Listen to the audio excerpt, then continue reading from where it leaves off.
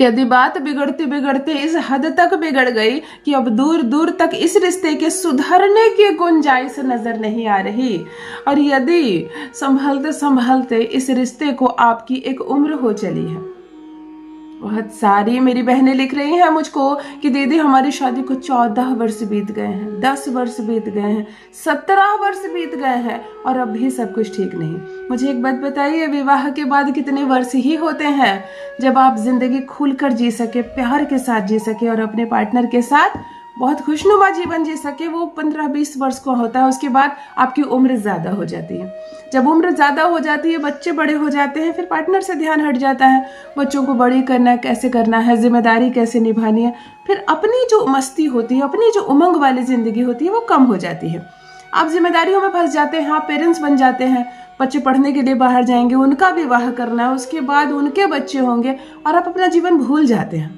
तो जो ये आपका जीवन है विवाह के ठीक बाद, जो खुशनुमा जीवन है, जब आप अपने पति के साथ मस्ती से जिए, आनंद के साथ जिए, वो पल आपको उम्र भर याद होने चाहिए। इतनी खुशनुमा ये माहौल होनी चाहिए। और जब इस उम्र में ग्रहण लगता है ना रिश्ते पे, पति जो वैल्यू नहीं समझ रहे हैं इस गोल्डन मोमेंट की, अरे अभी आपकी शादी हुई है, कुछ वर्ष हुए हैं, अभी आपका बच्चा छोटा है, एंजॉय करो अपने जीवन को, अपनी पत्नी को खुश रखो, आप खुश रहो, दोनों साथ में साझा करो अपनी बातें। जीवन बहुत खूबसूरत है, आप इसको जीकर तो देखो।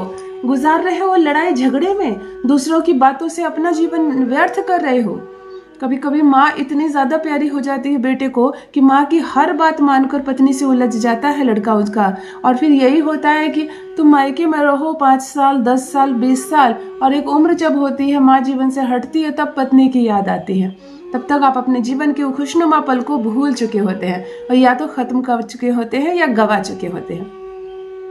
इसीलिए पतियों से, मतलब मेरे भाइयों से कहना चाहूंगी, अपनी पत्नी की वैल्यू समझो। ये जो पल दिया है परमात्मा ने, इसको जियो। वो तुम्हारी शुक्र है, उसका ख्याल रखो, वो तुम्हारा ख्याल रखे और खुशनुमा सा ये माहौल आगे बढ़े। समस्या तब होती है जब पति एक भी बात नहीं मानता है आपकी। वो अपनी माँ के चंगुल में इतना फंसा है, घर वालों के प्रेम में इस कदर उलझा हुआ है कि उसको कुछ नहीं पता कि उसका खुद का जीवन कितना व्यर्थ हो रहा है, कितना नष्ट हो जा रहा है। तब ये प्रयोग आपके लिए मैं कहती हूँ, अपने बेडरूम में केवल एक चीज जला लेना, केवल अपने बेडरूम में इस चीज को जला लेना। ये जो शब्द मैं कहूँ ये सिर्फ बोल देना। वो जो भ्रमित है ना धुएं से, उसको समझ में नहीं आ रहा कि मेरे जीवन की खूबसूरती कहाँ है, मैं अपने जीवन को किस दिशा में लेकर जा रहा हूँ, वो खत्म हो जाएगा। वो तुम्हारी वैल्यू समझेगा, वो तुम्हारी कद्र करेगा, तुम्हारे पास आएगा। और यदि वो तुमको मायके पहुंचा दिया लंबे समय से, लेने नहीं जाता। बहुत सारी मेरी बहनें लिख रही है, पिछले 4 वर्षों से, 6 वर्षों से मैं मायके में हूँ, यहाँ भी अब अच्छा नहीं लगता, लग रहा है कि यहाँ छोड़कर कहाँ चली जाओ। तब मेरी बहनों ये प्रयोग आपके लिए, यदि लंबे समय से मायके में रह रही हो तो ये प्रयोग मायके में कर लेना। अपने बेडरूम में जिस बेड पर सोती हो वहां कर लेना। पति सम्मान पूर्वक तुमको ससुराल लेकर जाएगा।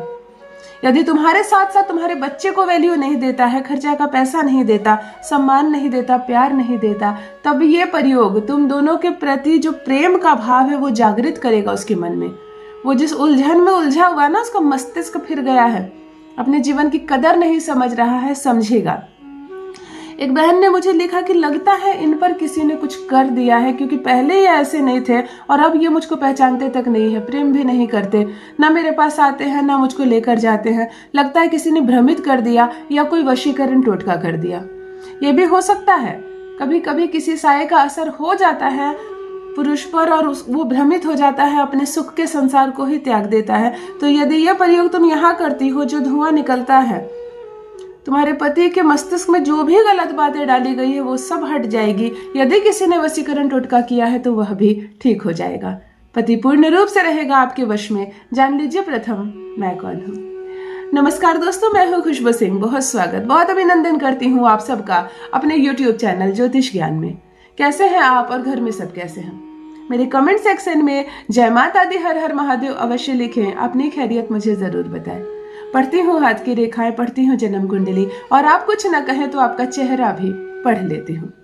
कर्म है, कृपा है ऊपर वाले की, प्रेम है आप सबका। जुड़िए ज्योतिष ज्ञान चैनल से। जो भी नए भाई बहन चैनल पर पहली बार आए हो, मेरे वीडियो को पहली बार देख रहे हो, मुझसे प्रथम बार मिल रहे हो, चैनल को सब्सक्राइब करें, मेरे परिवार का हिस्सा बनिए। दिल नहीं टूटने दूंगी, एक भी घर नहीं टूटने दूंगी। चाहे कितना भी प्रयत्न कर ले, कोई इस रिश्ते के बीच में नहीं आ सकता। पति आपकी वैल्यू समझेगा, सम्मान पूर्वक आपको ससुराल लेकर जाएगा।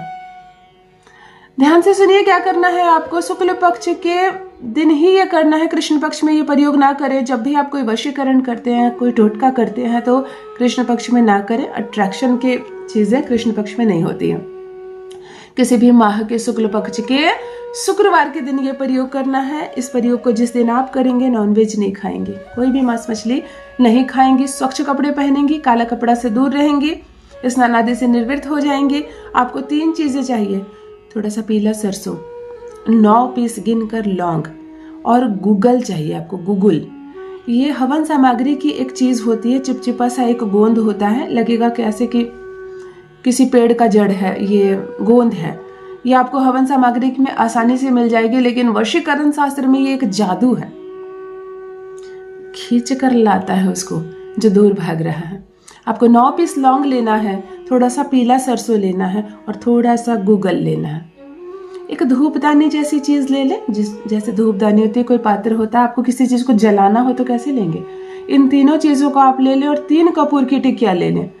तीनों कपूर की टिकिया पर कलम से आप अपने पति का नाम लिखेंगे, केवल नाम लिखेंगे, सरनेम नहीं लिखना है आपको, केवल नाम लिखेंगे। तीनों 3 जगह पर रख दे, एक पात्र में इन चीजों को रख दे। रात्रि को जब सोने जाने लगो, मन भी शांत हो, वातावरण भी शांत हो, कोई नई आवाज दे रहा हो आपको, कोई काम बाकी नहीं रह गया हो, हाथ पैर मुंह अच्छे से धोकर स्वच्छ होकर बेडरूम में आ जाए। पूर्व या उत्तर दिशा की ओर चेहरा करके आंखें बंद करके प्रथम पति के 3 बार नाम ले और उसकी गहरी अनुभूति करें। उसको देखने का प्रयास करें।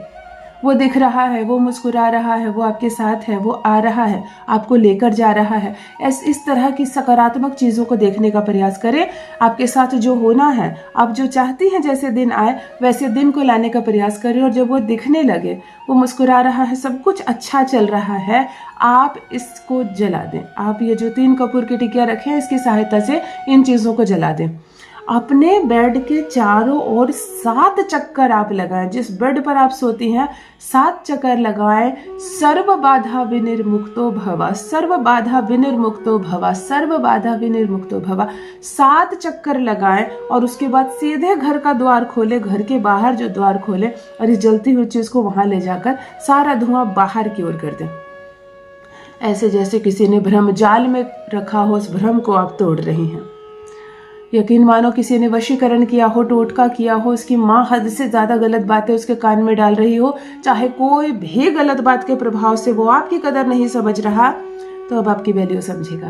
प्यार 10 गुना बढ़ जाएगा दोनों के बीच, सम्मान करेगा, आपको इज्जत से ससुराल लेकर जाएगा। पति पत्नी दोनों प्रेम से रहोगे। अपना अनुभव मेरे साथ भी अवश्य साझा करें।